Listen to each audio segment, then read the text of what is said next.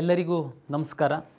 ವಿವಿಧ ವೃತ್ತಿಪರ ಕೋರ್ಸ್ಗಳಿಗೆ ಕರ್ನಾಟಕ ಪರೀಕ್ಷಾ ಪ್ರಾಧಿಕಾರ ಎರಡನೇ ಸುತ್ತಿನ ಫಲಿತಾಂಶವನ್ನು ಪ್ರಕಟಣೆ ಮಾಡಿದೆ. ತಮಗೆಲ್ಲ ಗೊತ್ತಿರುವಂತೆ ಕರ್ನಾಟಕ ಪರೀಕ್ಷಾ ಪ್ರಾಧಿಕಾರ ಎಲ್ಲ ವೃತ್ತಿಪರ ಕೋರ್ಸುಗಳಿಗೆ ಕಂಬೈನ್ಡ್ ಸೀಟ್ ಅಲಾಟ್ಮೆಂಟ್ ಮಾಡ್ತೀವಿ. ಇದು ಸಾಕಷ್ಟು ರಾಜ್ಯಗಳಲ್ಲಿ ಈ ರೀತಿ ಮಾಡಲ್ಲ. ಸಾಕಷ್ಟು ರಾಜ್ಯಗಳಲ್ಲಿ ಇಂಡಿಪೆಂಡೆಂಟ್ ಕೋರ್ಸಿಗೆ ಅವರು ಮಾಡ್ತಾರೆ. ಇದರಿಂದ ಅವರಿಗೆ ಏನು ಅನುಕೂಲ ಆಗ್ತಾ ಇದೆ ಅಂತಂದರೆ, ಅವರು ಟೈಮ್ಲಿ ಎಲ್ಲ ಪ್ರಕ್ರಿಯೆನ ಆಯಾಯ ಕೋರ್ಸಿಗೆ ಮಾಡ್ತಾರೆ. ಅದರಿಂದ ವಿದ್ಯಾರ್ಥಿಗಳಿಗೆ, ಪೋಷಕರಿಗೆ ತೊಂದರೆ ಸಹ ಇದೆ. ಬಟ್ ಕರ್ನಾಟಕ ರಾಜ್ಯದಲ್ಲಿ ಎಲ್ಲ ಕೋರ್ಸ್ಗಳಿಗೆ ಕಂಬೈನ್ಡ್ ಸೀಟ್ ಅಲಾಟ್ಮೆಂಟ್ ಮಾಡ್ತೀವಿ. ನಮ್ಮ ಸಮಸ್ಯೆ ಏನು ಅನ್ನುವಂಥದ್ದನ್ನು ಮೊದಲು ನಾನು ವಿವರಿಸ್ತೀನಿ. AICTE ಅವರು ಇಂಜಿನಿಯರಿಂಗ್ ಕಾಲೇಜುಗಳಿಗೆ ಯಾವ ಸಂದರ್ಭದಲ್ಲಿ ಅಡ್ಮಿಷನ್ಸ್ ಆಗಬೇಕು, ಲಾಸ್ಟ್ ಡೇಟ್ ಯಾವಾಗ ಅಂತ AICTE ಅವರು ಹೇಳ್ತಾರೆ. ಮೆಡಿಕಲ್ಲು ಮತ್ತು ಡೆಂಟಲ್ಲಿಗೆ ಸಂಬಂಧಪಟ್ಟಂತೆ ತಮ್ಗೆ ಗೊತ್ತಿದೆ MCC ಅವರು ಟೈಮ್ ಟೇಬಲನ್ನು ಕೊಡ್ತಾರೆ.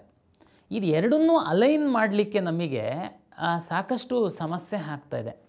ಈ ಹಿನ್ನೆಲೆಯಲ್ಲಿ ನಾವು ಇಂಜಿನಿಯರಿಂಗಿಗೆ ಸಂಬಂಧಪಟ್ಟಂತೆ ಎಲ್ಲ ರೆಡಿ ಮಾಡ್ಕೊಂಡಿದ್ದರೂ ಸಹ MCC ಅವರು ಮೆಡಿಕಲ್ಲು ಡೆಂಟಲ್ಲಿಂದು ಟೈಮ್ ಟೇಬಲ್ ಕೊಡಲಿಲ್ಲ ಅನ್ನೋ ಕಾರಣಕ್ಕೆ ನಮ್ಮದು ಫಸ್ಟು ಸುತ್ತಿನ ಒಂದು ಫಲಿತಾಂಶ, ಅಡ್ಮಿಷನ್ಸ್ ಎಲ್ಲ ಡಿಲೇ ಆಯಿತು. ಅಂತಿಮವಾಗಿ ಅದು ಮುಗೀತು. ಕೊನೆಗೆ ಎರಡನೇ ಸುತ್ತಿನ ಫಲಿತಾಂಶಕ್ಕೆ ಸಾಕಷ್ಟು ಸಿದ್ಧತೆಯನ್ನು ನಾವು ಮಾಡಿಕೊಂಡ್ವಿ ಮತ್ತು ಅದಕ್ಕೆ ತಕ್ಕಂತೆ ನಾವು ನಿಮಗೆ ಬಿಟ್ವಿ.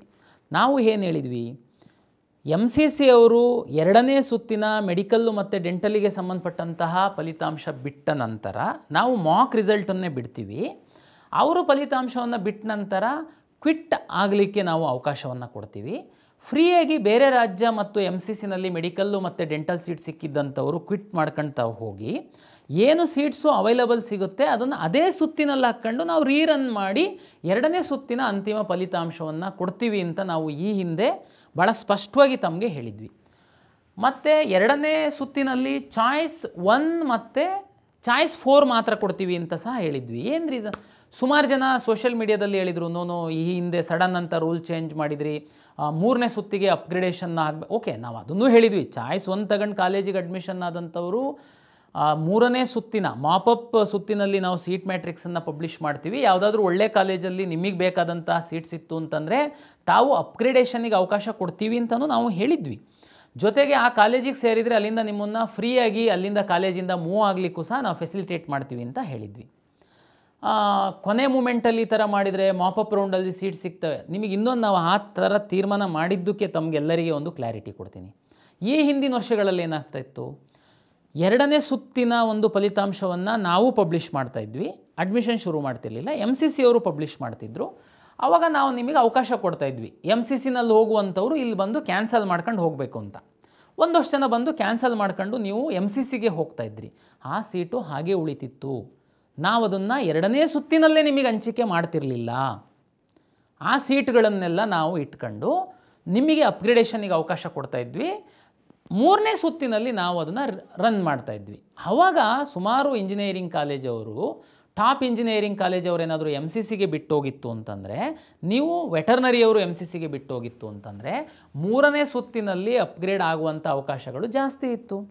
ನಾನು ಈ ಸರಿ ಏನು ಹೇಳಿದ್ದೆ ನಿಮಗೆ ಇದಕ್ಕಿಂತ ಮೊದಲು, MCC ಅವರು ಎರಡನೇ ಸುತ್ತಿನ ಫಲಿತಾಂಶವನ್ನು ಪ್ರಕಟಿಸಿದ ನಂತರ ಇಲ್ಲಿಂದ ಕ್ವಿಟ್ ಮಾಡೋದಕ್ಕೆ ಅವಕಾಶ ಕೊಡ್ತೀನಿ. ಉದಾಹರಣೆಗೆ ಒಂದು 500 ಜನ, ಅದು ವೆಟರ್ನರಿ ಸಿಕ್ಕಿರೋರು ಇರ್ಬೋದು, ಟಾಪ್ ಇಂಜಿನಿಯರಿಂಗ್ ಕಾಲೇಜರು ಇರ್ಬೋದು, ಏಜ್ ಇದ್ದವ್ರು ಇರ್ಬೋದು, ಕ್ವಿಟ್ ಮಾಡಿ ಹೋದರೆ ಆ ಒಂದು 500 ಸೀಟನ್ನು ಎರಡನೇ ಸುತ್ತಲ್ಲೇನು ನಾವು ಮಾಕ್ ಅಂತ ಪಬ್ಲಿಷ್ ಮಾಡಿರ್ತೀವಿ, ಅದೇ ಸುತ್ತಿಗೆ ಆ 500 ಸೀಟ್ ಹಾಕ್ಕೊಂಡು ನಾವು ರೀರನ್ ಮಾಡಿ ಫೈನಲ್ ರಿಸಲ್ಟ್ ಬಿಡ್ತೀವಿ ಅಂತ ಅಂದಮೇಲೆ ನಿಮಗೆ ಮಾಪಪ್ಪಲ್ಲಿ ಎಲ್ಲಿಂದ ಸೀಟ್ ಸಿಗುತ್ತೆ? ಮಾಪಪ್ಪಲ್ಲಿ ಸೀಟ್ ಸಿಗ್ತಿದ್ದೇನೆ ನಾವು ಸೆಕೆಂಡ್ ರೌಂಡಲ್ಲಿ ಕ್ಯಾನ್ಸಲ್ ಮಾಡಿದವ್ರನ್ನ ಥರ್ಡ್ ರೌಂಡಿಗೆ ಹಾಕ್ಕೊಂಡ್ರೆ. ಬಟ್ ನಾನು ಸೆಕೆಂಡ್ ರೌಂಡಲ್ಲೇ ಆ ಸೀಟನ್ನು ಹಾಕ್ಕೊಂಡ್ರೆ ರನ್ ಮಾಡ್ತೀನಿ ಅಂತ ಹೇಳಿದ್ದೆ. ಅದಕ್ಕೆ ಚಾಯ್ಸ್ 1 and 3 ಕೊಟ್ಟಿದ್ದೆ. ಆದ್ರೂ ಯಾರಾದರೂ ಬಿಟ್ಟು ಹೋದರೆ ಅಡ್ಮಿಷನ್ ಆದವರು ಅಪ್ಗ್ರೇಡಿಗೆ ಬರಬೇಕು ಅಂತ ಹೇಳಿದ್ವಿ. ಅದರಲ್ಲಿ ಯಾವುದೇ ಚೇಂಜ್ ಇರಲಿಲ್ಲ ನಮ್ಮದು. ಆದರೆ ನಾವು ಅಂದ್ಕೊಂಡಂಗೆ ಕೆಲವೊಮ್ಮೆ ಆಗಲ್ಲ. ತಮಗೆಲ್ಲ ಗೊತ್ತಿದೆ, ಅನಿರ್ದಿಷ್ಟಾವಧಿಗೆ MCC ಅವರು ಟೈಮ್ ಟೇಬಲ್ನ ಮುಂದೂಡ್ತಾ ಬರ್ತಾ ಇದ್ದಾರೆ. ಇಲ್ಲಿವರೆಗೆ 29ರಿಂದ ಅಂತೇಳಿದ್ರು, ಇಲ್ಲಿವರೆಗೆ ಯಾವುದು ಕ್ಲಾರಿಟಿ ಇಲ್ಲ. ಸೀಟನ್ನು ಹೆಚ್ಚು ಮಾಡ್ತೀವಿ ಅಂತೇಳಿ NMC ಅವರು ಹೇಳಿದ್ದಾರೆ ಅಂತೇಳಿ ಅವರೇ ನೋಟಿಫಿಕೇಷನ್ ಕೊಟ್ಟಿದ್ದರು. ಯಾವ ಕಾಲೇಜಲ್ಲಿ ಎಷ್ಟು ಸೀಟ್ ಹೆಚ್ಚಾಗುತ್ತೆ, ನಮ್ಮ ರಾಜ್ಯದ ಸೀಟ್ಗಳಿದಾವ ಅಂತನ್ನುವಂಥದ್ದು ನಮಗೆ ಇಲ್ಲಿವರೆಗೆ ಕ್ಲಾರಿಟಿ ಇಲ್ಲ. ಆದರೆ ನಮ್ಮಲ್ಲಿ ಸುಮಾರು 74-75 ಸಾವಿರ ಸೀಟ್ಗಳ ಇಂಜಿನಿಯರಿಂಗ್ ಸೀಟ್ಗಳನ್ನ ನಾವು ಅಲಾಟ್ ಮಾಡ್ತೀವಿ. ತಮಗೆಲ್ಲ ಗೊತ್ತಿದೆ. AICTE ಅವರ ಪ್ರಕಾರ ಸೆಪ್ಟೆಂಬರ್ 15ನೇ ತಾರೀಕು ಟೆಕ್ನಿಕಲ್ ಕೋರ್ಸಸ್ಸಿಗೆ ಅಡ್ಮಿಷನ್ ಲಾಸ್ಟ್ ಡೇಟು. ಅರ್ಥ ಮಾಡ್ಕೊಳ್ಳಿ. ಇನ್ನೂ ಒಂದು ಹೇಳ್ತೀನಿ, ತಮಗೆಲ್ಲ ಗೊತ್ತಿದೆ, ಎಲ್ಲ ಖಾಸಗಿ ಕಾಲೇಜುಗಳಲ್ಲಿ ಸಹ 45% ಇಂಜಿನಿಯರಿಂಗ್ ಸೀಟ್ಗಳನ್ನು ಸರ್ಕಾರಕ್ಕೆ ಬಿಟ್ಟುಕೊಡ್ತಾರೆ. ಆ 45% ಮತ್ತು ಲಿಂಗ್ವಿಸ್ಟಿಕ್ ಮೈನಾರಿಟಿ ಮತ್ತು ಯೂನಿವರ್ಸಿಟಿ ಕಾಲೇಜುಗಳಲ್ಲಿ 40% ಸೀಟುಗಳಿಗೆ ಸಹ ರಾಜ್ಯ ಸರ್ಕಾರದ ನಿಯಮದಂತೆ ರೋಸ್ಟರ್ ಆಧಾರದ ಮೇಲೆ ನಾವು ಸೀಟ್ ಹಂಚಿಕೆ ಮಾಡ್ತೀವಿ.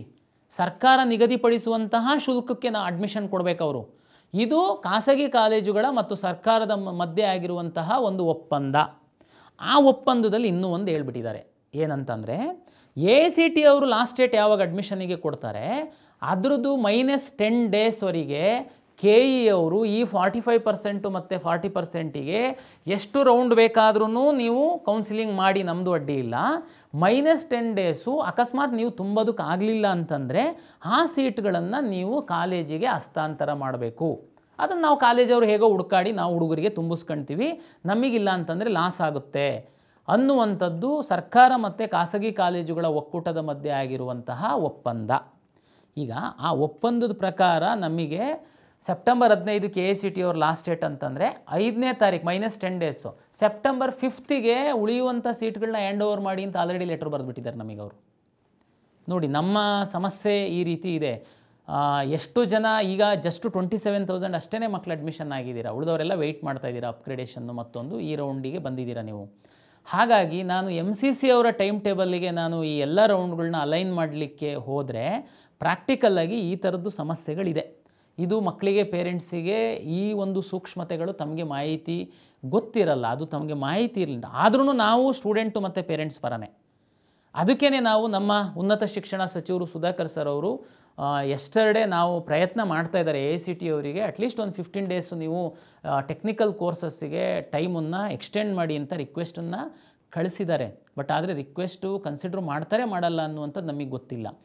ಆ ಹಿನ್ನೆಲೆ ಒಳಗಡೆ ನಾವು ಇದು ಎಲ್ಲ ನಾವು ಟೈಮ್ ಟೇಬಲ್ನ ಸೆಟ್ ಮಾಡ್ಕೊಳ್ಬೇಕು. ಇದು ನಮ್ಮ ಒಂದು ಸದ್ಯದ ಒಂದು ಪರಿಸ್ಥಿತಿ ಪ್ರಾಧಿಕಾರದ್ದು. ಇದು ತಮಗೆ ಮಾಹಿತಿಗಿರಲಿ ಅಂತೇಳಿ ನಾನು ತಮಗೆ ಹೇಳ್ತಾ ಇದ್ದೀನಿ. ಈಗ ಈ 2ನೇ ಸುತ್ತಿನ ಫಲಿತಾಂಶ ಪ್ರಕಟಣೆಯಾಗಿದೆ. ಭಾಳಷ್ಟು ವಿದ್ಯಾರ್ಥಿಗಳು ಭಾಳಷ್ಟು ಗೊಂದಲದಲ್ಲಿ ಇದ್ದೀರಾ. ಯಾಕೆ ಅಂತಂದರೆ ಮೆಡಿಕಲ್ ಸೀಟ್ ಜಾಸ್ತಿ ಆಗುತ್ತೆ, ಎಷ್ಟು ಜಾಸ್ತಿ ಆಗುತ್ತೆ ಏನು ಅಂತ ಗೊತ್ತಿಲ್ಲ. ಅದಕ್ಕೆ ನಾನು ನಿಮಗೆ ಕ್ಲಾರಿಟಿ ಕೊಡೋದಕ್ಕೆ ನಾನು ಇಚ್ಛೆ ಪಡ್ತೀನಿ. ಒಂದು, ತಮಗೆಲ್ಲ ಗೊತ್ತಿರುವಂತೆ ಮೆಡಿಕಲ್ಲು ಡೆಂಟಲ್ಲಿಗೆ ಸಂಬಂಧಪಟ್ಟಂತೆ ಈ ಹಿಂದೆ ನಾನು ಹೇಳ್ದಂತೆಯೇ ಮಾಕ್ ಆರ್ ಪ್ರಾವಿಷನಲ್ ರಿಸಲ್ಟನ್ನು ಪಬ್ಲಿಷ್ ಮಾಡಿದ್ದೀನಿ. ಡಿ ಕೆಟಗರೈಜೇಷನ್ ಎಲ್ಲದೂ ಮಾಡಿನೇ ಪಬ್ಲಿಷ್ ಮಾಡಿರುವಂಥದ್ದು. ನಿಮಗೀಗ ಏನು ಸೀಟ್ ಸಿಕ್ಕಿದೆ ಅದು 100% ನಿಮಗೆ ಖಾತ್ರಿನೇ, ನೋ ಡೌಟ್. ಇನ್ನೂ ನಿಮಗೆ ಸೀಟು ಕರ್ನಾಟಕದ ಮೆಡಿಕಲ್ ಕಾಲೇಜುಗಳಲ್ಲಿ ಈಗಿರುವಂಥ ಕಾಲೇಜುಗಳಲ್ಲಿ ಸೀಟು ಜಾಸ್ತಿ ಆದರೆ, MCC ರಿಸಲ್ಟು ಪಬ್ಲಿಷ್ ಮಾಡಿದ ಮೇಲೆ ಕೆಲವು ಮಕ್ಕಳು ಬಿಟ್ಟೋದರೆ ಆ ಸೀಟ್ಗಳನ್ನೂ ಸಹ ನಾನು ಹಾಕಿಕೊಂಡು ಮಾಕ್ ಮತ್ತು ಪ್ರಾವಿಷನಲ್ ರಿಸಲ್ಟಿಗೇನು ಪಟ್ಟಿ ಪಬ್ಲಿಷ್ ಮಾಡಿದ್ದೀನಿ ಅದನ್ನು ನಾನು ರೀರನ್ ಮಾಡ್ತೀನಿ. ಅಂದರೆ ನೀವು ಮೆಡಿಕಲ್ ಸೀಟಿಗೆ ಪಡೆದಿರುವಂಥವ್ರು ಇನ್ನೂ ಮೇಲಿನ ಸ್ಥಾನಕ್ಕೇ ಹೋಗ್ತೀರಾ, ಕೆಳಗೆ ಬರಲ್ಲ ಅಂತನ್ನುವಂಥದ್ದು ಅದು ಸತ್ಯ. ಯಾಕೆಂತಂದರೆ ನಾವು ಈಗ ಹೊಸದಾಗಿ ಏನು ಯಾರಿಗೂ ಒಳಗಡೆ ಬಿಡಲ್ಲ ಅನ್ನೋ ಕಾರಣಕ್ಕೋಸ್ಕರ ನಿಮ್ಮ ಸ್ಥಾನ ಅಂತೂ ಭದ್ರ ಆಗಿದೆ ಒಂದು ಸೀಟು ಅಂತನ್ನುವಂಥದ್ದು. ಈಗ ಆಯುಷು ಮತ್ತು ಉಳಿದಂಥ ಇಂಜಿನಿಯರಿಂಗ್ ಇತರೆ ಕೋರ್ಸ್ಗಳಿಗೆ ನಾವು ಏನು ಶುರು ಮಾಡ್ತಾಯಿದ್ದೀವಿ, ಈಗ ಅಡ್ಮಿಷನ್ ಪ್ರಕ್ರಿಯೆನ ಶುರು ಮಾಡಬೇಕು. ನನ್ನ ಈ ಹಿಂದಿನ KE ನಿರ್ದೇಶನದ ಪ್ರಕಾರ ಚಾಯ್ಸ್ 1 and 4 ಮಾತ್ರ ಇತ್ತು. ಅದು ಯಾಕೆ ಕೊಟ್ಟಿದ್ವಿ, ಯಾಕೆ ಅನಿವಾರ್ಯತೆ ಇತ್ತು ಅನ್ನುವಂಥದ್ದು ನಾನು ಈಗಾಗಲೇ ತಮಗೆ ಎಕ್ಸ್ಪ್ಲೈನ್ ಮಾಡಿದ್ದೀನಿ. ಅದೇ ಸ್ಟ್ಯಾಂಡನ್ನು ನಾವು ಮುಂದುವರಿಸುವಂಥದ್ದಕ್ಕೆ ಸಾಧ್ಯ ಇದೆಯಾ? ಇವತ್ತಿನ ಪರಿಸ್ಥಿತಿಯಲ್ಲಿ ನನಗೆ ಸ್ವಲ್ಪ ಕಷ್ಟ ಇದೆ. ಕಾರಣ ಏನು ಅಂತಂದರೆ, ಆಯುರ್ವೇದ ಕಾಲೇಜುಗಳದ್ದು ಸೀಟ್ ಮ್ಯಾಟ್ರಿಕ್ಸನ್ನು ಅವರು ಎಷ್ಟು ಪ್ರಯತ್ನ ಮಾಡಿದ್ರು ಅವರು ಕೊಟ್ಟರು, ಸೆಕೆಂಡ್ ರೌಂಡಿಗೆ ಫಸ್ಟ್ ಕೊಟ್ಟಿದ್ದಾರೆ. ಒಂದಷ್ಟು ನರ್ಸಿಂಗ್ ಕಾಲೇಜುಗಳು ಸಹ ಸೆಕೆಂಡ್ ರೌಂಡಿಗೆ ಅವರು ನಮಗೆ ಕೊಟ್ಬಿಟ್ಟಿದ್ದಾರೆ.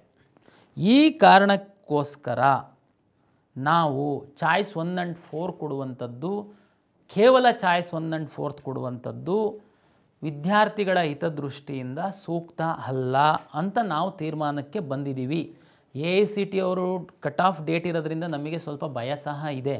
ಬಟ್ ಸ್ಟಿಲ್ ನಾವು ವಿದ್ಯಾರ್ಥಿಗಳ ದೃಷ್ಟಿಯಿಂದ ಚಾಯ್ಸ್ 1 and 4 ಮಾತ್ರ ಕೊಟ್ಟರೆ ನಿಮಗೆ ಸ್ವಲ್ಪ ತೊಂದರೆ ಆಗುತ್ತೆ ಅನ್ನುವಂತಹ ಕಾರಣಕ್ಕೆ 2ನೇ ಸುತ್ತಿನ ಫಲಿತಾಂಶದ ನಂತರ ಮೆಡಿಕಲ್ಲು ಡೆಂಟಲ್ಲು ಹೊರತುಪಡಿಸಿ ಉಳಿದ ಎಲ್ಲ ಕೋರ್ಸುಗಳಿಗೆ ಈ ಹಿಂದೆ ಇದ್ದಂತೆ ಚಾಯ್ಸ್ 1, 2, 3, 4 ನಾವು ಕೊಡ್ತಾಯಿದ್ದೀವಿ. ಹಾಗಾಗಿ ನೀವು ಏನು ಚಿಂತೆ ಮಾಡುವಂತಹ ಅಗತ್ಯ ಇಲ್ಲ. ಆದರೆ ಎಲ್ಲಿ ಜಾಗರೂಕರಾಗಿರಬೇಕು ಅಂತನ್ನುವಂಥದ್ದು ಪ್ರಾಧಿಕಾರದ ವತಿಯಿಂದ ಒಂದು ವಿನಂತಿ. ನಿಮಗೆ ಚಾಯ್ಸ್ 1, 2, 3, 4 ಅಂತನ್ನುವಂಥ ತಮಗೆಲ್ಲರಿಗೂ ಗೊತ್ತಿದೆ. ಆದರೆ ಈ ರೌಂಡಿನ ಚಾಯ್ಸ್ 1, 2, 3, 4 ಅಂತನ್ನುವಂಥ ಸೂಕ್ಷ್ಮವಾಗಿ ನಾನು ತಮಗೆ ಹೇಳಲಿಕ್ಕೆ ಇಚ್ಛೆಪಡ್ತೀನಿ. ಚಾಯ್ಸ್ 1 ತುಂಬ ಖುಷಿ ಇದೆ, ಯಾಕೆ ಡಿ ಕ್ಯಾಟಗರೈಸೇಷನ್ ಎಲ್ಲ ಆಗಿದೆ, ಕೆಲವರಿಗೆಲ್ಲ ಒಳ್ಳೆ ಸೀಟು ಸಿಕ್ಕಿರ್ಬೋದು, ನಿಮ್ಮ ಅದಕ್ಕಿಂತ ಹೈಯರ್ ಆಪ್ಷನ್ಸ್ ಇಲ್ಲದೆ ಇರ್ಬೋದು. ನಿಮ್ಮ ಒಂದು ಉದ್ದೇಶನೇ ಗುರಿನೇ ಒಂದು ಯಾವುದೋ ಕಾಲೇಜಲ್ಲಿ ಒಂದು ಸೀಟ್ ಪಡಿಬೇಕು ಅಂತಿತ್ತು, ಅದು ಈಗ ಸಿಕ್ಬಿಟ್ಟಿದೆ. ದಯಮಾಡಿ ತಾವು ಚಾಯ್ಸ್ 1 ಹಾಕಿ ಕಾಲೇಜ್ ಸೀಟ್ ಕನ್ಫರ್ಮೇಷನ್ಸ್ ಚಾಯ್ಸ್ 1 ಹಾಕಿ ಹಣ ಕಟ್ಟಿ ಸೀಟ್ ಕನ್ಫರ್ಮೇಷನ್ ಸ್ಲಿಪ್ಪನ್ನು ಡೌನ್ಲೋಡ್ ಮಾಡ್ಕೊಳ್ಳಿ, ಕಾಲೇಜಿಗೆ ಹೋಗಿ ಅಡ್ಮಿಷನ್ ಆಗಿ. ಈಗ ಸಿಕ್ಕಿರುವಂಥದ್ದು ನನಗೆ ಖುಷಿ ಇದೆ, ಆದರೆ ನನ್ನ ಮೇಲಿನ ಇನ್ನೊಂದಷ್ಟು ಆಪ್ಷನ್ಗಳು ನನ್ನಲ್ಲಿದೆ, ಅವ್ರು ಯಾರಾದ್ರೂ ಬಿಟ್ಕೊಡ್ತು ಅಂತಂದರೆ ನಾನು ಆ ಕೋರ್ಸಿಗೆ ಹೋಗುವಂಥದ್ದಕ್ಕೆ ನಾನು ಇಚ್ಛೆ ಪಡ್ತೀನಿ ಅಂತ ಅನ್ನುವಂಥವರು ದಯಮಾಡಿ ಚಾಯ್ಸ್ 2 ಹಾಕಿ ಆ ಕೋರ್ಸು ಫೀಸು ಅಂದರೆ ಚಾಯ್ಸ್ 2 ಈಗ ಯಾವ ಸೀಟ್ ಸಿಕ್ಕಿದೆ ಅದರದ್ದು ಕೋರ್ಸ್ ಫೀಸ್ ಏನಿದೆ ಆ ಕೋರ್ಸ್ ಫೀಸನ್ನು ತಾವು ಕಟ್ಟಬೇಕಾಗುತ್ತೆ. ಚಾಯ್ಸ್ 2 ಹಾಕ್ತೀರಾ, ಕೋರ್ಸ್ ಫೀಸನ್ನು ಕಟ್ತೀರಾ. ಆದರೆ ನೀವು ಕಾಲೇಜಿಗೆ ಹೋಗಿ ಅಡ್ಮಿಷನ್ ಆಗುವಂಥದ್ದಿರಲ್ಲ, ತಾವು ವೆಯ್ಟ್ ಮಾಡ್ತೀರಾ. ಚಾಯ್ಸ್ 3 ಚಾಯ್ಸ್ 3 2ನೇ ರೌಂಡಲ್ಲಿ ಕೊಡುವಂಥದ್ದು ಹೇಳಬೇಕು ಅಂತಂದರೆ ಹಿಂದಿನ ವರ್ಷದ ನಮ್ಮ ಅನುಭವದ ಪ್ರಕಾರ ಸೂಕ್ತ ಅಲ್ಲ. ಕೆಲವರು ತಮಾಷೆಗೋಸ್ಕರ ಚಾಯ್ಸ್ 3 ಹಾಕಿ ಏನೂ ಅವ್ರದ್ದು ನಮ್ಮ ಹತ್ರ ಇರಲ್ಲ, ಲಾಸ್ಟು ಮೂಮೆಂಟಲ್ಲಿ ಅವರು ಈ ಕಡೆ ರೆಸ್ಪಾಂಡ್ ಮಾಡದೇ ಇಲ್ಲದೆ ಕಾಲೇಜಿಗೆ ಸೀಟ್ ಬಿಟ್ಕೊಟ್ಟಂಥ ಉದಾಹರಣೆಗಳಿದ್ದಾವೆ. ಆದರೂ ಸಹ ನಾವು ಯಾರೋ ಕೆಲವರು ಮಾಡಿರುವಂಥದ್ದಕ್ಕೆ ಎಲ್ಲ ವಿದ್ಯಾರ್ಥಿಗಳಿಗೆ ನಾವು ಒಂದೇ ಸಮಾನವಾಗಿ ನೋಡುವಂಥದ್ದು ಸೂಕ್ತ ಅಲ್ಲ ಅಂತ ಅಂದ್ಕೊಂಡು ಚಾಯ್ಸ್ 3 ಸಹ ಕೊಡ್ತಾಯಿದ್ದೀವಿ. ಆದರೆ 10,000 ರೂಪೀಸ್ ಕಾಶನ್ ಡೆಪಾಸಿಟ್ ಕಟ್ಟಿ ಅಂತ ನಾನು ರಿಕ್ವೆಸ್ಟ್ ಮಾಡ್ತಾಯಿದ್ದೀನಿ. ಚಾಯ್ಸ್ 3 ಯಾರು ಹಾಕ್ತೀರಾ ಕಾಶನ್ ಡೆಪಾಸಿಟ್ ತಾವು ಕಟ್ಟಬೇಕು. ಚಾಯ್ಸ್ 1 ಹಾಕಿರೋರು ನಮ್ಮ ಲಿಸ್ಟಿಂದ ಹೊರಗಡೆ ಹೋಗಿರ್ತಾರೆ. ಚಾಯ್ಸ್ 2 ಹಾಕಿರುವಂಥವ್ರು ನೆಕ್ಸ್ಟು ಅಪ್ಗ್ರೇಡ್ ಆಗಲಿಲ್ಲ ಅಂತಂದರೆ ಆ ಸೀಟಿಗೆ ತಾವು ಹೋಗಿ ಅಡ್ಮಿಷನ್ ಆಗಲೇಬೇಕು. ಆವಾಗ ಯಾವುದೂ ಅವಕಾಶ ಇರಲ್ಲ ತಮಗೆ ಬಿಟ್ಕೊಡೋದಕ್ಕೆ. ಇಲ್ಲ ಅಂತಂದರೆ ನೀವು course fees plus 5 times penalty ಕಟ್ಟಿ ಸೀಟನ್ನು ಕ್ಯಾನ್ಸಲ್ ಮಾಡ್ಕೊಳ್ಳುವಂಥ ಪನಿಷ್ಮೆಂಟ್ ಇದೆ. ಚಾಯ್ಸ್ 3 ಹಾಕಿರೋರೆ 10,000 ಅಲ್ಲ ಕಟ್ಟನ, ನೋ, 10,000 ಕಾಶನ್ ಡೆಪಾಸಿಟ್ ಕಟ್ಟುವಂಥದ್ರ ಜೊತೆಗೆ ಚಾಯ್ಸ್ 3 ಅವರು ಚಾಯ್ಸ್ 3 ಅಂದ್ರೇನು, ಈಗ ನಿಮಗೆ ಸಿಕ್ಕಿರುವಂಥದ್ದು ನಿಮ್ಮ ಖಾತೆಯಿಂದ ಸೀಟು ಬಿಟ್ಟು ಹೋಗುತ್ತೆ, ಉಳಿದಂಥ ಎಲ್ಲ ಆಪ್ಷನ್ಸ್ಗಳಿರುತ್ತೆ. 10,000 ಕೊಟ್ಬಿಟ್ಟು ಸುಮ್ಮನೆ ಕೂರುವಂಥದ್ದಲ್ಲ, ನೀವು ನೆಕ್ಸ್ಟ್ ರೌಂಡಲ್ಲಿ ಕಂಪಲ್ಸರಿ ಅಡ್ಮಿಷನ್ಸ್ ಇದೆ. ಹಾಗಾಗಿ ಚಾಯ್ಸ್ 3 ಹಾಕಿ 10,000 ಕೊಟ್ಟ ಮಾತ್ರಕ್ಕೆ ನೀವು ಸೇಫ್ ಅಂತಲ್ಲ. ತಾವು ದಯಮಾಡಿ ನಿಮ್ಮ ಲಾಗಿನ್ ಒಳಗಡೆ ಇರುವಂತಹ ಎಲ್ಲ ಆಪ್ಷನ್ಗಳನ್ನ ತಾವು ಪರಿಶೀಲನೆ ಮಾಡಿ. ನಿಮಗೆ ನಿಜವಾಗೂ ಈ ಕಾಲೇಜು ಸಿಕ್ಕಿದರೆ ಮಾತ್ರ ನಾನು ಹೋಗ್ತೀನಿ ಅನ್ನುವಂಥದ್ದನ್ನು ಖಾತ್ರಿಪಡಿಸ್ಕೊಂಡು ಅಂಥ ಕಾಲೇಜುಗಳನ್ನು ಮಾತ್ರ ತಮ್ಮ ಖಾತೆ ಒಳಗಡೆ ಲಾಗಿನ್ ಒಳಗಡೆ ಇಟ್ಕೊಳ್ಳಿ. ಸುಮ್ಮನೆ ಚಾಯ್ಸ್ 3 ಹಾಕ್ಬಿಟ್ಟು 10,000 ಕೊಟ್ಟು ನೀವು ಯಾವುದೋ ಫಸ್ಟ್ ರೌಂಡಲ್ಲಿ ಹಾಕಿರುವಂಥ ಎಷ್ಟೋ ಕಾಲೇಜ್ಗಳು ಇಷ್ಟ ಇದೆ ಇಷ್ಟ ಇಲ್ದಿರೋವೆಲ್ಲ ಇರ್ತವೆ. ನಮ್ಮ ಸಿಸ್ಟಮಿಗೆ ಏನು ಗೊತ್ತಾಗುತ್ತೆ, ನೀವು ಹಾಕಿರೋ ಆಪ್ಷನ್ ಮೇಲೆ ಪ್ರಿಯಾರಿಟಿ ಮೇಲೆ ಅಲರ್ಟ್ ಮಾಡ್ತೀವಿ. 3rd ರೌಂಡಿಗೆ ಬಂದಾಗ ನೋ ನನಗೆ ಅದೂ ಇಷ್ಟ ಇಲ್ಲ ಅಂತಂದರೆ 10,000 ರೂಪಾಯಿ ಫೋರ್ಫಿಟ್ ಮಾಡ್ತೀವಿ. ಜೊತೆಗೆ ನಿಮ್ಮದು ಆ course fees plus 5 times penalty ಹಾಕ್ತೀವಿ. ಇಲ್ಲ ನನಗೇನು ನಾನು ಬರೋದೇ ಇಲ್ಲ ಈ ಕಡೆ 10,000 ರೂಪಾಯಿ ಅಷ್ಟೇ ಇರುತ್ತೆ ಅಂತ ನೀವು ಅಂದ್ಕೊಳ್ಬೋದು. ಆದರೆ ನೀವು ಎಲ್ಲೂ ಹೋಗ್ಲಿಕ್ಕಾಗಲ್ಲ ಕರ್ನಾಟಕ ಪರೀಕ್ಷಾ ಪ್ರಾಧಿಕಾರ ಬಿಟ್ಟು. ನೀವು ನೆಕ್ಸ್ಟ್ ಇಯರ್ ಸಹ ಬರ್ತೀರ, ತಮ್ಗೆ ಗೊತ್ತಿರಬೇಕು. ಲಾಸ್ಟ್ ರೌಂಡಲ್ಲಿ ಸೀಟ್ ತಗೊಂಡು ಅಡ್ಮಿಷನ್ ಆಗಿಲ್ಲ ಅಂತಂದರೆ ಮುಂದಿನ ವರ್ಷ ನೀವು ಕೌನ್ಸಿಲಿಂಗಲ್ಲಿ ಭಾಗವಹಿಸುವಂಥದ್ದಕ್ಕೆ ಅವಕಾಶ ಇರಲ್ಲ. ಈ ವರ್ಷ ಹೋದ ವರ್ಷ ಸೀಟ್ ತಗೊಂಡು ಅಡ್ಮಿಷನ್ ಆಗಿಲ್ದಿರುವಂತಹ 1,600 ವಿದ್ಯಾರ್ಥಿಗಳಿಗೆ ಈ ವರ್ಷ ನಾವು ಬಾರ್ ಮಾಡಿದ್ದೀವಿ ಕೊನೆ ಸುತ್ತಿನಲ್ಲಿ. ಅಂಥ ಪರಿಸ್ಥಿತಿ ಬರುತ್ತೆ. ಅದಕ್ಕೆ ಚಾಯ್ಸ್ 3 ಹಾಕೋರು 10,000 ಕೊಟ್ಟರೆ ಮಾತ್ರ ಅಲ್ಲ, 10,000 ಕಾಶನ್ ಡೆಪಾಸಿಟ್ ಕೊಡೋದ್ರ ಜೊತೆಗೆ ನಿಮ್ಮ ಲಾಗಿನ್ನಲ್ಲಿರುವಂತಹ ಎಲ್ಲ ಕಾಲೇಜುಗಳನ್ನು ತಾವು ಒಮ್ಮೆ ಪರಿಶೀಲನೆ ಮಾಡಿ ನಿಮಗೆ ನಿಜವಾಗೂ ಸೀಟ್ ಸಿಕ್ಕಿದರೆ ಹೋಗ್ತೀನಪ್ಪ ನನ್ನ ಕಾಲೇಜಿಗೆ ಅನ್ನುವಂಥದ್ದನ್ನು ಮಾತ್ರ ತಾವು ಅಲ್ಲಿ ಬಿಡಬೇಕಾಗುತ್ತೆ. ಹಾಗಾಗಿ ಈಗ ಮುಂದಿನ 3-4 ದಿವಸ ನಾವು ಚಾಯ್ಸಿಗೆ ಮಾತ್ರ ಕೊಟ್ಟಿರ್ತೀವಿ, ದುಡ್ಡು ಕಟ್ಟಿರ್ತೀರ. ನೆಕ್ಸ್ಟು ಏನು ನಾನು ಕೌನ್ಸಿಲಿಂಗ್ ಪ್ರಕ್ರಿಯೆ ರೀಅರೇಂಜ್ ಮಾಡುವಂಥದ್ದಕ್ಕೆ ಬಿಡ್ತೀನಿ. ಆವಾಗ ಚಾಯ್ಸ್ 3 ಹಾಕಿರುವಂಥವರು ದಯಮಾಡಿ ಲಾಗಿನ್ ಆಗಿ ತಾವು ರೀಅರೇಂಜ್ ಮಾಡಿ ಪ್ರಾಪರಾಗಿ. ಚಾಯ್ಸ್ 2 ಹಾಕಿರುವಂಥವ್ರು ಅಷ್ಟೇ, ಚಾಯ್ಸ್ 2 ಹಾಕಿರ್ತೀರ, ಮೇಲ್ಗಡೆದು ಹೈಯರ್ ಆಪ್ಷನ್ ತಗೊಳುತ್ತೆ. ಮೇಲ್ಗಡೆ ನಿಮಗೆ ಯಾವುದಾದ್ರೂ ಇಷ್ಟ ಇಲ್ಲ ಅಂತಂದರೆ, ಈಗ ಸಿಕ್ಕಿರೋ ಕಾಲೇಜ್ಗಿಂತನೂ ಸ್ವಲ್ಪ ಅದು ವೀಕ್ ಇದೆ, ನನಗೆ ಆಸಕ್ತಿ ಇಲ್ಲ ಅಂತಂದರೆ ದಯಮಾಡಿ ತಾವು ಡಿಲೀಟ್ ಮಾಡೋದಕ್ಕೆ ಅವಕಾಶ ಇರುತ್ತೆ. ಅದನ್ನು ಬಿಟ್ಬಿಟ್ಟು ಈಗ ಚಾಯ್ಸ್ 2 ಹಾಕಿ ಆ ಕಡೆ ತಿರುಗಿ ನೋಡದೇ ಇಲ್ದಿರುವಂಥದ್ದು. ಆಮೇಲೆ ಸಿಕ್ಕಿದಾಗ ಓ ನೋ ನೋ ನೋ ಅದು ಚೆನ್ನಾಗಿಲ್ಲ ಅಂತ ಅನ್ನೋದಕ್ಕಾಗಲ್ಲ. ಹೈಯರ್ ಆಪ್ಷನ್ ನೀವೇ ಹಾಕಿರ್ತೀರ. ಚಾಯ್ಸ್ 3 ಹಾಕಿ 10,000 ಕಾಶ್ ಆ್ಯಂಡ್ ಡೆಪಾಸಿಟ್ ಕಟ್ಟಿದ ಮಾತ್ರಕ್ಕೆ ನಿಮ್ಮದು ಮುಗಿಯಲ್ಲ. ನೆಕ್ಸ್ಟ್ ನಾವು ಕೌನ್ಸಿಲಿಂಗ್ದು ಎನೇಬಲ್ ಮಾಡ್ತಿದ್ದಂಗೆ ಲಾಗಿನ್ ಆಗಿಬಿಟ್ಟು ತಾವು ಪ್ರಾಪರಾಗಿ ವೆರಿಫೈ ಮಾಡ್ಕೊಳ್ಳಿ ನಿಮ್ಮ ಆಪ್ಷನ್ಸು. ಉಳಿದಂತೆ ಚಾಯ್ಸ್ 4 ತಮಗೆಲ್ಲ ಗೊತ್ತಿದೆ. ಕೌನ್ಸಿಲಿಂಗಲ್ಲಿ ಮುಂದುವರಿಯೋದಕ್ಕೆ ನನಗೆ ಇಷ್ಟ ಇಲ್ಲ ಅಂತೇಳಿ ಚಾಯ್ಸ್ 4 ಹಾಕ್ತೀರಾ. ನಮ್ಮ ಕೌನ್ಸಿಲಿಂಗಿಂದ ತಾವು ಹೊರಗಡೆ ಹೋಗ್ತೀರಾ. ತಾವು ಮ್ಯಾನೇಜ್ಮೆಂಟಲ್ಲೋ ಮತ್ತೆಲ್ಲೋ ಅಡ್ಮಿಷನ್ಸ್ ಹಾಕ್ತೀರಾ. ನಿಮಗೆ ತಿರ್ಗಾ ನಮ್ಮ ಕಡೆ ಪ್ರವೇಶ ಇರಲ್ಲ. ಚಾಯ್ಸ್ 4 ಹಾಕ್ತಂಥವರಿಗೆ ಇದು. ಆಮೇಲೆ ಈ ಹಿಂದೆಯೇ ನಾನು ಈಗಾಗಲೇ ಹೇಳಿದ್ದೀನಿ ಕಳೆದ ರೌಂಡಲ್ಲಿ, ಅದು ಈಗಲೂ ಅನ್ವಯಿಸುತ್ತೆ. ಕೆಲವು ಸ್ಟೂಡೆಂಟು ಇದ್ದೀರಾ, ಕೌನ್ಸಿಲಿಂಗಲ್ಲಿ ಭಾಗವಹಿಸ್ತೀರಾ, ಸೀಟು ಅಲಾಟ್ ಆಗುತ್ತೆ, ಯಾವುದೂ ಚಾಯ್ಸ್ ಹಾಕಲ್ಲ. 1 2 3 4 ಯಾವುದೂ ಹಾಕಲ್ಲ, ಸುಮ್ಮನೆ ಬಿಟ್ಬಿಡ್ತೀರಾ. ಆಮೇಲೆ ಸ್ವಲ್ಪ ಹುಡುಗರು ಇಲ್ಲಿ KEಗೆ ಬರ್ತೀರಾ. ಎಲ್ಲ ಟೈಮ್ ಮುಗಿದ ಮೇಲೆ ನಾನು ಯಾವುದೂ ಚಾಯ್ಸ್ ಹಾಕಿಲ್ಲ, ಸುಮ್ಮನೆ ಅಲ್ಲಿ ಇರೋ ಕಡೆ ಎಲ್ಲ ಹೋಗಿ ಹೇಳ್ಕೊಂಡು ಓಡಾಡ್ತೀರಾ. ನೋಡಿ ನಂದು ಓಪನ್ ಆಗ್ತಾ ಇಲ್ಲ, ಸರ್ವರ್ ಎರರು ಏನಿಲ್ಲ, ಇಲ್ಲಿ KEನಲ್ಲಿ ನಮಗೆ ಹೆಲ್ಪ್ ಮಾಡ್ತಾ ಇಲ್ಲ ಅಂತ. ಆಮೇಲೆ ಫೈನಲಿ ನಮ್ಮ ಹತ್ರ ಬಂದು ನೋಡಿದರೆ ನೀವು ಕಳೆದ ಸುತ್ತಿನಲ್ಲಿ ಸಮಯದೊಳಗಡೆ ನಾವು 2-3 ಸರಿ ಎಕ್ಸ್ಟೆಂಡ್ ಮಾಡಿದರೆ ಸಹ ತಾವು ಯಾವುದು ಚಾಯ್ಸ್ ಹಾಕಿಲ್ಲ. ನಾವೇನೇ ನಿಮ್ಮನ್ನು ಹೊರಗಡೆ ಕಳಿಸ್ಕೊಟ್ಟಿದ್ವಿ. ಸುಮಾರು ಕಳೆದ ಸುತ್ತಿನಲ್ಲಿ 4,500 ವಿದ್ಯಾರ್ಥಿಗಳನ್ನ ನಾವೇನೇ ಹೊರಗಡೆ ಕಳಿಸ್ಕೊಟ್ಟಿದ್ವಿ. ಕೊನೆಗೆ ಸುಮಾರು ವಿದ್ಯಾರ್ಥಿಗಳು ಬಂದರು, ಜೆನ್ಯೂನ್ ಅಂತಂದ. ಕೊನೆಗೆ ಒಂದು 800ರಷ್ಟು ವಿದ್ಯಾರ್ಥಿಗಳು ಮತ್ತೆ ಅವರು 750 ಕಟ್ಟಿ ಲಾಗಿನ್ ಹಾಕೋದಕ್ಕೆ ಅವಕಾಶ ಮಾಡಿಕೊಟ್ವಿ. ಆದರೆ ಈ ಸುತ್ತಲ್ಲಿ ಖಂಡಿತ ನಾವು ಅದಕ್ಕೆ ಅವಕಾಶ ಮಾಡಿಕೊಡಲ್ಲ. ಸೀಟ್ ಸಿಕ್ಕಿರೋ ಎಲ್ಲ ವಿದ್ಯಾರ್ಥಿಗಳಿಗೆ 1 2 3 4 ಚಾಯ್ಸ್ ಕೊಡ್ತಾಯಿದ್ದೀವಿ. ದಯಮಾಡಿ ಚಾಯ್ಸ್ ಹಾಕಿ, ಇಲ್ಲ ಅಂತಂದರೆ ಚಾಯ್ಸ್ ಯಾವುದು ಹಾಕಿಲ್ಲ ನಾವೇ ನಿಮ್ಮನ್ನು ಹೊರಗಡೆ ಕಳಿಸ್ತೀವಿ. ಇನ್ನೊಂದು ಕೆಟಗರಿ ವಿದ್ಯಾರ್ಥಿಗಳಿದ್ದೀರಾ, ಚಾಯ್ಸ್ 1 ಹಾಕ್ತೀರಾ. ನಾವೇನು ಹೇಳಿದ್ದೀವಿ, ಚಾಯ್ಸ್ 1 ಹಾಕಿದರೆ ದುಡ್ಡು ಕಟ್ಟಿ ಸೀಟ್ ಕನ್ಫರ್ಮೇಷನ್ ಸ್ಲಿಪ್ಪನ್ನು ಡೌನ್ಲೋಡ್ ಮಾಡ್ಕೊಂಡು ನಿಗದಿತ ಸಮಯದಲ್ಲಿ ಕಾಲೇಜಿಗೆ ಹೋಗಿ ನಿಮ್ಮ ಒಂದು ಮುಖವನ್ನು ಸಿಸ್ಟಮಲ್ಲಿ ತೋರಿಸಿ ಲಾಗಿನ್ ಓಪನ್ ಆಗುತ್ತೆ, ನಿಮಗೆ OTP ಬರುತ್ತೆ, ಅದನ್ನು ತೋರಿಸಿ ಅಲ್ಲೇ ಅಡ್ಮಿಷನ್ ಪ್ರಕ್ರಿಯೆ ಮಾಡಿ ನಿಮಗೆ ಒಂದು ಅಡ್ಮಿಷನ್ ಆರ್ಡ್ರ್ ಕೊಡ್ತಾರೆ. ಅಲ್ಲಿಗೆ ನಿಮ್ಮದು ಅಡ್ಮಿಷನ್ ಪ್ರಕ್ರಿಯೆ ಮುಗಿದಿದೆ ಅಂತ. ಕೆಲವು ವಿದ್ಯಾರ್ಥಿಗಳು ಚಾಯ್ಸ್ 1 ಹಾಕಿದ್ದೀರಾ, ದುಡ್ಡು ಕಟ್ಟಿದ್ದೀರಾ, ಸೀಟ್ ಕನ್ಫರ್ಮೇಷನ್ ಸ್ಲಿಪ್ ಡೌನ್ಲೋಡ್ ಮಾಡ್ಕೊಂಡಿಲ್ಲ, ಸೀಟ್ ಕನ್ಫರ್ಮೇಷನ್ ಸ್ಲಿಪ್ ಡೌನ್ಲೋಡ್ ಮಾಡ್ಕೊಂಡಿದ್ದೀರಾ, ಕಾಲೇಜಿಗೆ ಹೋಗಿಲ್ಲ. ಎಂತ ಮಾಡೋದು ನಾನು ಇಂಥವರಿಗೆ? ಇಷ್ಟು ಎಲ್ಲ ನಾವು ಎಜುಕೇಟ್ ಮಾಡಿದ್ದೀವಿ. ಸಾಕಷ್ಟು ಯೂಟ್ಯೂಬ್ ಚಾನಲ್ ಅವರು ಎಜುಕೇಟ್ ಮಾಡ್ತಾ ಇದ್ದಾರೆ. ಏನು ನೀವು ಚಾಯ್ಸ್ 1 ಹಾಕೋ ತನಕ ನಿಮಗೆ ಬುದ್ಧಿ ಇದೆ ಅಂತಂದರೆ ಅದ್ರ ಮುಂದಿಂದು ಹೋಗಬೇಕು ಅನ್ನುವಂಥ ಸಹ ನಿಮಗೆ ಜ್ಞಾನ ಇದೆ. ಆದರೆ ಯಾಕೆ ನೀವು ಈ ರೀತಿ ಮಾಡ್ತಾಯಿದ್ದೀರಾ ನನಗೆ ಅರ್ಥ ಆಗ್ತಾಯಿಲ್ಲ. ಅದಕ್ಕೆ ಈ ಸರಿ ಮತ್ತೆ ಎಚ್ಚರಿಸ್ತಾ ಇದ್ದೀನಿ. ಮೊನ್ನೆ ಸುಮಾರು ವಿದ್ಯಾರ್ಥಿಗಳು ಈ ಥರ ಬಂದವರಿಗೆ ಕೊನೆ ಮೂಮೆಂಟಲ್ಲಿ ನಾನು ಕೆಲವೊಮ್ಮೆ ಅವಕಾಶ ಮಾಡಿ ಕೊಟ್ಟೆ. ಈ ಸಾರಿ ಮಾತ್ರ ಚಾಯ್ಸು 1 ಹಾಕಿ ನೀವು ಸೀಟ್ ಕನ್ಫರ್ಮೇಷನ್ ಸ್ಲಿಪ್ಪನ್ನು ತಗೊಂಡು ಕಾಲೇಜಿಗೆ ಹೋಗಿ ಅಡ್ಮಿಷನ್ ಆಗಿಲ್ಲ ಅಂತಂದರೆ ನಿಮ್ಮನ್ನು ನಮ್ಮ ಕೌನ್ಸಿಲಿಂಗಿಂದ ಹೊರಗಡೆ ಹಾಕ್ತೀನಿ. ಇಲ್ಲಾಂದ್ರೆ ನೀವು ಚಾಯ್ಸ್ 1 ಹಾಕೋಕ್ಕೆ ಹಾಕೋದ್ರಿ. 2 3 4 ಆಪ್ಷನ್ಸ್ ಇತ್ತಲ್ಲ, ಹಾಕ್ಬೋದಾಗಿತ್ತು. ಚಾಯ್ಸ್ 1 ಹಾಕಿದ್ದು ಇಲ್ಲ, ನಾವು ಚಾಯ್ಸ್ 1 ಹಾಕಿ ದುಡ್ಡು ಕಟ್ಟಿದ್ದೀವಿ ಸರ್, ನಮ್ಮನ್ನು ಹೊರಗಡೆ ಹಾಕಿದ್ರೆ ಹೆಂಗೆ? ಫೋರ್ಫಿಟ್ ಮಾಡ್ಕೊಳ್ತೀನಿ ಆ ದುಡ್ಡನ್ನು, ಸಿಸ್ಟಮಿಂದ ಹೊರಗಡೆ ಹಾಕ್ತೀನಿ. ನಿಮಗೆ ಲಾಸ್ಟು ಕೌನ್ಸಿಲಿಂಗಲ್ಲಿ 2 ದಿನ 3 ದಿನ ಎಕ್ಸ್ಟೆಂಡ್ ಮಾಡಿದರೆ ಸಹ ನೀವು ಚಾಯ್ಸ್ 1 ಹಾಕಿ ದುಡ್ಡು ಕಟ್ಟಿ ಕಾಲೇಜಿಗೆ ಹೋಗಲ್ಲ ಅಂತಂದರೆ ಏನು ತೋರಿಸುತ್ತೆ ಇದು? ಮತ್ತೆ ಹೇಳಿದ್ದೀವಿ 10 ಸಾರಿ ವಿಚಾರ ಮಾಡಿ ಹಾಕಿ, ಓದಿ 1 2 3 4 ಅಂತಂದ್ರೆ ಏನು ಅಂತ. ಈ ಸರಿ ಯಾರು ನಮ್ಮ ನೋಡಿದ್ದೀರಾ ತಮ್ಗೆ ಗೊತ್ತಾಗುತ್ತೆ. ಚಾಯ್ಸ್ 1 ಕ್ಲಿಕ್ ಮಾಡುವಾಗ ಒಮ್ಮಿಗೆ ಲಾಕ್ ಆಗಲ್ಲ, ಅದು ಸಾಕಷ್ಟು ಇನ್ಸ್ಟ್ರಕ್ಷನ್ಸ್ ಬರುತ್ತೆ. ತಾವು ಅಗ್ರಿ ಬಟನ್ ಮುಗ್ಬೇಕು, ಆಮೇಲೆ ಅಂದರೆ ಸುಮ್ಮನೆ ಫ್ರೀಸ್ ಆಗಿಬಿಟ್ಟು ಮಿಸ್ ಆಗಬಾರ್ದು ಅಂತ. ಇಷ್ಟು ಎಲ್ಲ ನಾವು ಅವಕಾಶ ಮಾಡಿ ಕೊಟ್ಟು ಸಹ ನೀವು ಈ ಥರ ಮಾಡ್ತು ಅಂತಂದರೆ ಅದಕ್ಕೆ ನಾವು ಲಕ್ಷಾಂತರ ವಿದ್ಯಾರ್ಥಿಗಳು ಆನ್ಲೈನಲ್ಲಿ ಕೌನ್ಸಿಲಿಂಗಲ್ಲಿ ಭಾಗವಹಿಸ್ತಿರ್ತಾರೆ. ಒಬ್ಬರು ಇಬ್ಬರು ವಿದ್ಯಾರ್ಥಿಗಳ ಮನಸ್ಸಲ್ಲೇನಿದೆ ಅಂತ ಅನ್ನುವಂಥದ್ದನ್ನು ನಾನು ತಿಳ್ಕೊಳ್ಳಿಕ್ಕೆ ಆಗಲ್ಲ. ಹಾಗಾಗಿ ನಮ್ಮ ಇನ್ಸ್ಟ್ರಕ್ಷನ್ಸನ್ನು ಓದಿ ಆ ರೀತಿ ತಾವು ಫಾಲೋ ಮಾಡಬೇಕು ಅಂತನ್ನುವಂಥದ್ದು ಎಲ್ಲ ವಿದ್ಯಾರ್ಥಿಗಳು ಮತ್ತು ಪೋಷಕರಿಗೆ ನಾನು ವಿನಂತಿಯನ್ನು ಮಾಡ್ಕೊಳ್ತೀನಿ. ಹಾಗಾಗಿ ಚಾಯ್ಸೇ ಹಾಕಿಲ್ಲ, ಹೊರಗಡೆ ಹಾಕ್ತೀನಿ. ಚಾಯ್ಸು 2 ಹಾಕಿ ಕೋರ್ಸ್ ಫೀಸ್ ಕಟ್ಟಲ್ಲ, ಹೊರಗಡೆ ಹಾಕ್ತೀನಿ.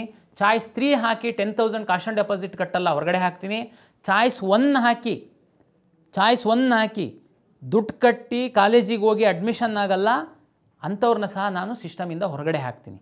ದಯಮಾಡಿ ಇದನ್ನು ವಿಚಾರ ಮಾಡಿ ತಾವು ಚಾಯ್ಸ್ಗಳನ್ನ ಹಾಕಿ. ಚಾಯ್ಸು 4 ಹಾಕಿರ್ತೀರ.